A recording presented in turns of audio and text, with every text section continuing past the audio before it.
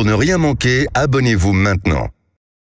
Les vraies voix Sud Radio, le coup de projecteur des vraies voix. Nous n'avions encore jamais eu ce format, une allocution présidentielle sous forme d'interview en visioconférence, à la fois sur TF1 et France 2. Un système qui laisse peu de place à la contradiction, vu le décalage satellitaire.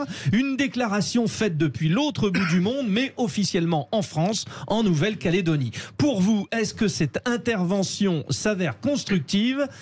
On va voir. Emmanuel Macron a d'abord évoqué les difficultés d'une majorité relative à l'Assemblée nationale. On écoute. La première leçon, il n'y a pas de majorité de rechange. Lorsqu'il y a des motions de censure qui ont été votées, elles n'ont pas emporté la majorité. Donc il n'y a pas de majorité alternative. La deuxième chose, c'est qu'il y a eu des majorités d'échange. Et que texte par texte, le gouvernement a su bâtir des majorités pour les faire passer. Au moment où je vous parle, nous avons fait voter plus de textes qu'il y a 5 ans au même moment. Bon, alors, effectivement, si on prend le 49.3, ça simplifie. Majorité d'échange, majorité relative, ouais. Oui, c'est vrai que là, c'est un peu... Il n'y a pas de majorité de rechange, c'est un petit peu un constat d'échec, moi je trouve. Ensuite, il aurait pu tout à fait, bon ça c'est vieux maintenant, mais il aurait pu tout à fait dissoudre pour tenter d'avoir une majorité, une vraie majorité. Bon, il l'a pas fait parce qu'il se doutait peut-être qu'il n'aurait pas. Maintenant, les chiffres, s'il le dit, c'est qu'il a peut-être raison. Maintenant, je suis pas certain que parce qu'on a voté plus de choses, concrètement, ça agisse un petit peu plus dans le quotidien. Madi Seydi, majorité d'échange, majorité relative, c'est encore le en même temps, je suis désolée, on se répète encore le même en même temps, et en réalité c'est qu'il n'y a pas de majorité, c'est tout. Voilà. Il n'y a pas de majorité, il faut à un moment les choses à un moment donné. C'est ça. Ouais. Il n'y a pas de majorité du tout et c'est encore le en même temps. Loïc Le Floch-Prigent. Moi je suis atterré de considérer qu'un président public dit voilà, on a voté plus de lois qu'avant. Moi je trouve qu'on vote trop de lois. Elles sont incohérentes, les lois. Elles sont de plus en plus de sanctions pour les industriels. J'en ai une qui va arriver là, qui est l'industrie verte, qui est une folie totale. Donc voter n'importe quoi en texte de loi ne veut pas dire verte, que... Pourquoi folie totale? Ça m'intéresse. Folie totale parce que vous définissez pas le vert. Ouais. Donc quand on définit pas quelque chose, on fait une industrie verte, on va voter pour l'industrie verte, mais on ne sait pas ce que c'est que vert. On ne sait pas ce que c'est que vert. C'est comme l'histoire de Coluche. Qu'est-ce qu'il a plus blanc que blanc? On ne sait pas. Alors, moins blanc que blanc, c'est quoi, etc. Non, c'est ridicule. Enfin, cette loi est à hurler de rire ou à pleurer. Bon, deuxième extrait. Alors, parmi les questions d'actualité évoquées, celle de la forte augmentation de l'électricité dès le 1er août prochain. Emmanuel Macron. Elle est, je le sais, importante pour beaucoup de nos compatriotes qui sont déjà dans la difficulté, mais je pense que c'est une décision proportionnée qui, quand on regarde aussi les pays voisins européens, fait que malgré tout, on aura beaucoup moins augmenté l'électricité dans notre pays que chez la plupart des voisins. Ce qu'on continue de faire surtout, c'est 2 choses. Nous produire davantage d'électricité en remettant nos centrales en marche. Et puis à côté de ça, nous finalisons une réforme au niveau européen qui va permettre de réduire notre coût de l'électricité parce que la France était pénalisée par les règles de calcul. Bon, alors là, c'est quand même une info importante. Ouais. C'est comme s'il faisait un peu amende honorable. Oui. Mais en plus il dit quelque chose de faux. C'est-à-dire que l'électricité a été inférieure pour les ménages et a été 3 fois, 4 fois, 5 fois supérieure pour les entreprises. Pour la plupart des entreprises. 85% des entreprises ont payé leur électricité 4 à 5 fois plus cher que dans les pays avoisinants. Donc ce qu'il a dit est faux. Il a parlé uniquement des particuliers. Or les particuliers, c'est grossièrement 45 à 48% de l'ensemble de l'électricité fournie aujourd'hui. Donc pour les industriels, dont je suis, nous avons souffert, nous continuons à souffrir et nous allons finir par crever parce que l'électricité est effectivement plus chère que celle de nos concurrents et donc nos concurrents peuvent nous bouffer sans aucune difficulté puisqu'ils paient l'électricité 2 à 3 fois moins cher que nous aujourd'hui. Allez, vous n'hésitez pas à nous appeler au 0800 26 300 300, c'est le standard de Sud Radio. Zach vous attend. On reçoit Richard qui a 58 ans et qui nous appelle de Toulouse en Haute-Garonne. Bonjour Richard. Bonjour à vous. Bonjour Bienvenue. Richard. Bonjour. Alors, vous faites partie, c'est pas vous le 1% qui avait dit je l'ai trouvé Il va faire son enquête convaincant pendant ou toute pas l'émission. Non, a Je sais priori, pas, il l'a mais- pas trouvé convaincant. Et puis, vous avez même trouvé que l'interview d'Emmanuel Macron n'était pas à la hauteur et qu'elle lui facilitait la tâche, en fait. C'est ça que vous dites, Richard. Hein. Ben ouais, en fait, j'ai été complètement surpris. Pour une fois, je l'ai écouté sur Sud Radio, entre midi et 2, j'avais le temps. Ouais. Et j'ai été surpris, en fait, des questions marchepied, quoi. De journalistes, en fait, c'est des questions, par exemple, sur l'électricité, au lieu de demander quand c'est qu'on sort du système de tarification européen indexé sur le gaz pour les entreprises et les particuliers, mais non, pas du tout. C'est quand c'est qu'on va arrêter les aides. Donc, c'est des fausses questions, et il y en a plein comme ça. Hein. Donc, si vous la réécoutez, c'est surprenant. Ouais.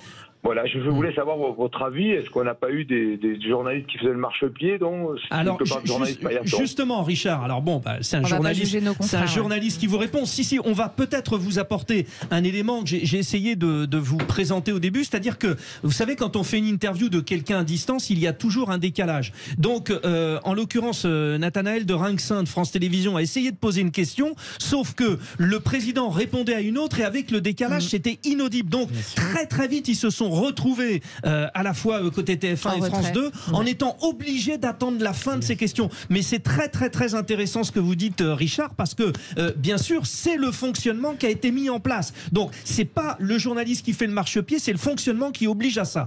Maintenant, quand Richard, vous parlez de l'électricité, on va peut-être faire le tour de la table avec Madi Saïdi sur l'histoire de l'Union européenne. Il ouvre quand même une boîte de Pandore, c'est-à-dire que, tiens, on était bloqué, il dit oui, on peut ne pas être bloqué. Il nous dit qu'on peut ne plus être bloqué, et il nous dit attention, n'oubliez pas que ce que paye pas le consommateur, c'est le contribuable qui le paye. Mais en fait, il se moque de nous. Le contribuable, c'est le consommateur.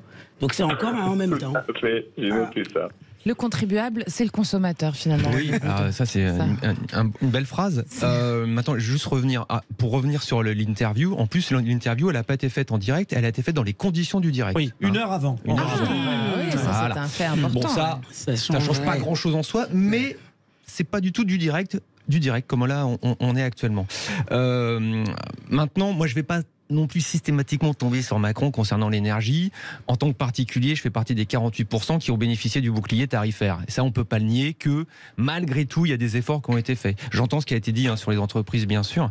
Ensuite, quelquefois, les entreprises ont des salariés. Bien sûr. Non, donc, il donc ça les intéresse aussi de savoir si une entreprise crève ou pas. Maintenant, s'il y a moyen d'avoir une augmentation qui est réduite, de toute façon, il y aura augmentation, ça on l'a bien compris. S'il y a moyen de freiner l'augmentation ou de s'entendre pour qu'il y ait moins de augmentation, c'est bien. Pourquoi vous dites ça, monsieur? Pourquoi vous dites ça? Pourquoi il y aura augmentation? Le coût, déjà au 1er août, on va avoir une augmentation supplémentaire. Le coût de l'électricité pour la facture sur les 4 dernières années n'a pas varié. Le coût. Sur les factures, si. Oui, ce qu'on disait en début c'est pas le c'est que coût. c'était incompréhensible. Vous parlez du prix. Voilà. Je dis pourquoi. On peut très bien avoir un coût. Le coût étant constant depuis 4 ans, il peut très bien avoir un prix stable. Alors, Richard, on retourne au standard 0826 300 300, chers auditeurs. Richard, quand on écoute Loïc Le Floch-Prigent qui nous dit que le coût de l'électricité est resté le même et que finalement on ne sait pas trop ce qui crée l'augmentation, finalement on se pose bien tous la question. Qu'est-ce que ça vous évoque ? Moi, ça m'évoque qu'il y a eu une magnifique pompe à fric qui a été inventée. Et moi, d'ailleurs, j'ai souscrit un contrat chez un fournisseur qui ne fabrique pas d'électricité et qui achète de l'électricité à EDF. Je crois que c'est à 45 €, c'est ça ? 42 avant et 47 42 maintenant. Voilà. Et qui vend ça à combien de fois plus ? Je sais plus, c'est 3-4 fois. Vous avez tenté de trouver la meilleure offre, c'est ça? Parce qu'on devait au mois de juin dernier essayer de trouver le meilleur contrat. Vous y êtes essayé, Richard? Moi j'arrête maintenant, je reviens à EDF. On est bien d'accord. Et je reviens à ceux qui produisent. Et je pense qu'aujourd'hui, il faut arrêter les gens qui se sont fait des gros paquets de fric. Alors, je dis pas qu'il y a que, parce que l'État récupère une part des bénéfices aussi, mais finalement, c'est les contribuables qui ont financé ces entreprises. Les bénéfices, moi, je vais le citer, c'est Total. Hein, on a financé des bénéfices énormes de ces entreprises avec de l'électricité, et ces bénéfices auraient dû aller à EDF, en fait. Et c'est ça qui est fou, quoi, aux producteurs. Et je comprends pas. Et là, aujourd'hui, c'est pour ça que je comprends pas cette espèce de bienveillance de nos intervieweurs. Qui ne parlent pas de ce problème-là. C'est ça le vrai problème. Donc, comme on l'a dit tout à l'heure, il y avait un problème de décalage, il était à l'autre bout du monde, on n'était pas en direct. Mais c'était bien organisé cette affaire, voilà, encore une fois. Très, très bien organisé. On continue au standard au 0826 300 300, chers Merci auditeurs. Richard. On est avec notre auditeur fil rouge du jour, Basile. Vous êtes toujours là, Basile, hein, vous êtes de Rouen, vous nous appelez de Rouen en Seine-Maritime. Tout à fait. Alors justement, votre réaction par rapport à cet échange qui vient d'avoir lieu. Vous êtes normand, alors peut-être ben oui, peut-être ben non. Non, je plaisante. Déjà, est-ce que ça augmente autant en Normandie qu'à Paris? A priori, oui.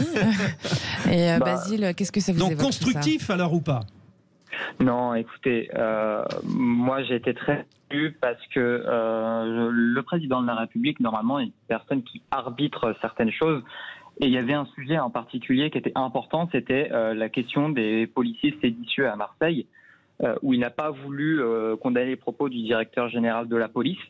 Alors que là, on parle quand même de quelqu'un qui plaçait les policiers au-dessus de la loi alors qu'ils avaient tabassé un jeune homme qui s'est retrouvé avec 60 jours d'ITT.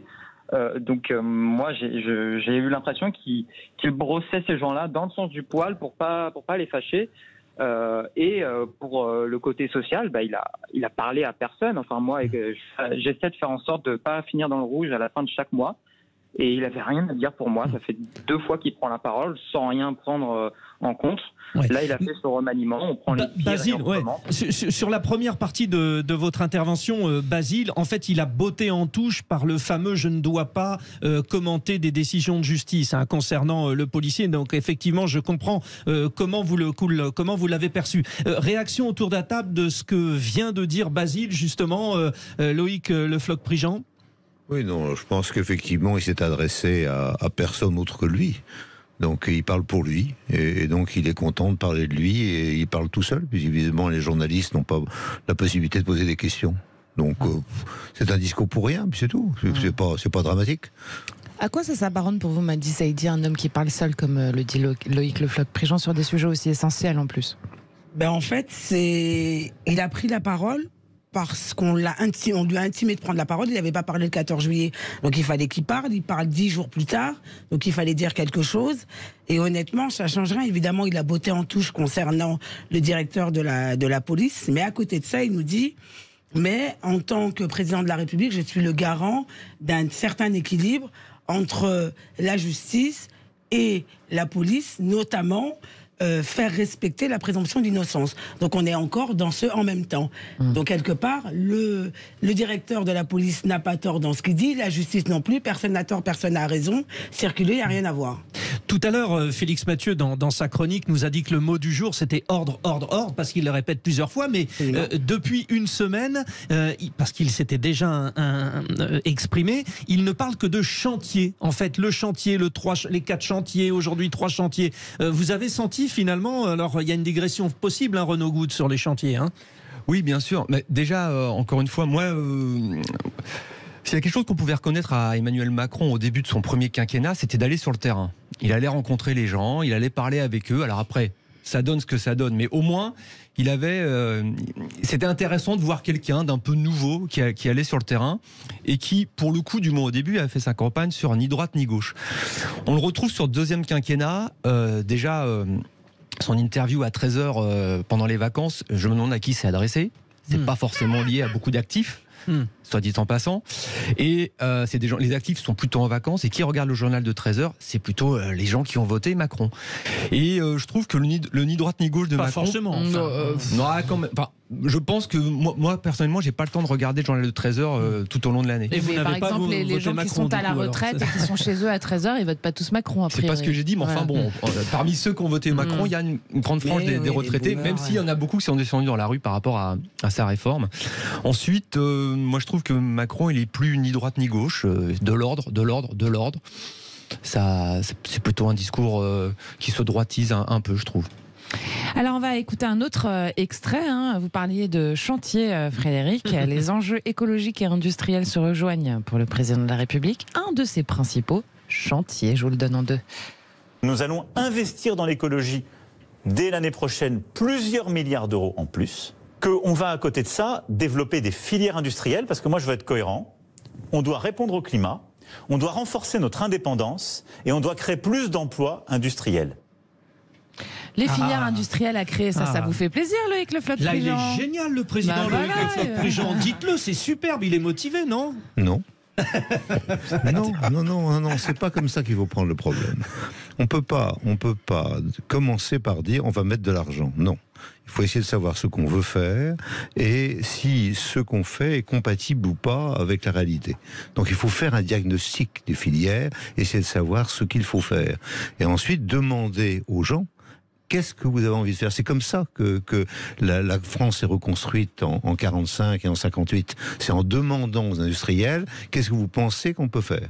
Bon, alors ensuite, si jamais ils n'ont pas assez d'argent, ce qui peut arriver, on dit à ce moment-là, on a de l'argent. Mais on ne commence pas par dire je vais mettre de l'argent donc ça va marcher. C'est-à-dire qu'ils veulent développer la filière pour l'écologie. Oui, voilà. Mais c'est faux de considérer que c'est l'argent qui décide de tout. Là, d'abord, le problème, c'est de savoir ce qu'on veut faire, ce qu'on peut faire. Si jamais le cap. Et c'est de savoir qui le fait. C'est-à-dire que vous ne pouvez pas mettre l'argent. Lorsque, et c'était une des erreurs qui a été faite au moment du régime précédent, c'était le fameux plan calcul. On disait, il faut faire le plan calcul. Qui avait envie de faire le plan calcul? Il y avait 1 ou 2 personnes. Et on a dépensé beaucoup d'argent sur le plan calcul. Ça n'a pas marché. Pourquoi? Parce qu'il n'y avait pas de personnage emblématique, capable de faire quelque chose. Par contre, si aujourd'hui vous parlez d'une entreprise qui marche bien, c'est Michelin. Michelin, il a demandé, monsieur Michelin, l'aide de l'État pour ci, pour ça, jamais. Non, jamais.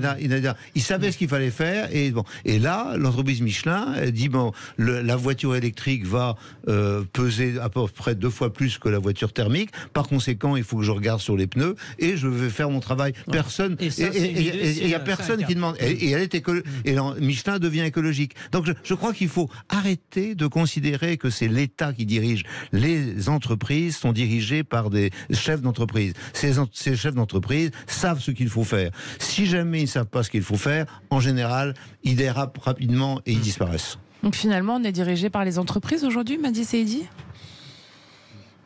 Je ne suis pas sûr qu'on soit dirigé par les entreprises. En tout cas, on devrait les écouter. On devrait les écouter, ceux qui sont là au quotidien, ils créent de l'emploi. Je pense qu'on doit consulter ceux qui créent de l'emploi. Mais c'est eux qui ont plus de force, finalement, si on écoute Loïc Le Floch-Prigent, de décision. Je peux vous dire que ce n'est pas le cas. Voilà. Mais Emmanuel Macron compte sur les entreprises. Quand même. On ne peut pas se reposer. Il veut les financer pour avoir le pouvoir. C'est l'idée qu'on étatise l'industrie. C'est une erreur fondamentale. C'est le régime soviétique. C'est le régime soviétique. C'est comme ça qu'on a foutu en l'air. Nationaliser, c'est être le régime soviétique. Non. Je dis, monsieur, excusez-moi. Vous pouvez l'appeler Renault. C'est pas ça que je dis. Je dis simplement le concept de considérer que les entreprises ont besoin de l'argent de l'État, du contribuable, pour pouvoir se développer est un concept qui est ennuyeux. En tout cas, alors, que les entreprises soient nationalisées ou pas, c'est pas le sujet. Ça, c'est la propriété. Je parle de mettre un paquet d'argent sur quelque chose parce qu'on a envie que quelque chose se développe. Ce n'est pas la bonne méthode. Là-dessus, vous avez certainement raison. Maintenant, sur l'écologie, il y a urgence. Sur le climat, la sécheresse, il y a urgence. C'est positif, ça, non? Moi, je trouve que c'est plutôt positif. Et quelque part, c'est le sujet qui doit être totalement apolitique et qui doit rassembler l'ensemble de la société. Et il y a urgence à rassembler l'ensemble de la société. Alors, écoutez les industriels, moi je veux bien, il n'y a pas de souci, il y a beaucoup de compétences. Maintenant, n'oublions, mais si on écoutait les industriels, peut-être qu'il faudrait encore creuser un petit peu plus pour trouver du pétrole, du gaz de schiste ou des choses comme ça. On sait très bien que ça c'est mort et qu'il faut arrêter. Vous le savez, vous. Moi, je le sais. Vous le savez, vous, savoir, mais parce que vous le savez, vous. C'est-à-dire que vous savez. Non, je dis pas que je sais. Moi, je le sais pas. Moi, je le sais pas. C'est-à-dire que. Si la contradiction pour vous, c'est le fait. Non, mais je le sais pas parce que. Je le sais pas. Pourquoi je le sais pas? Parce que vous êtes Actuellement, vous raisonnez en bobo parisien et vous raisonnez pas en africain. Non, je suis du Cantal. Et je vois pas en quoi. Je vois pas. Non mais on se détend. C'est clair. Voilà, on laisse parler Renaud Good. Et donc il y a des bobos dans le Cantal. Allez-y. Si le dialogue et l'opposition, c'est tout de suite être bobo, à ce moment-là, je prends la charge d'être bobo. Il n'y a pas de problème. Il y a des bobos parisiens qui sont très bien. Ça, c'est bien. Je dis il y en juste a qui sont fréquentables. Il y en a qui sont fréquentables. Et j'en fais peut-être partie d'ailleurs. En plus, vous êtes très beau, Renaud. Un peu de compliments pour des mais Renaud a raison de poser des questions. Sur l'écologie, tout le monde doit se rassembler parce qu'il y a vraiment urgence. On est tous en train de le vivre. D'ailleurs, là, en ce moment, aujourd'hui, la clim marche pas très bien et on se rend compte qu'il fait chaud. Ouais.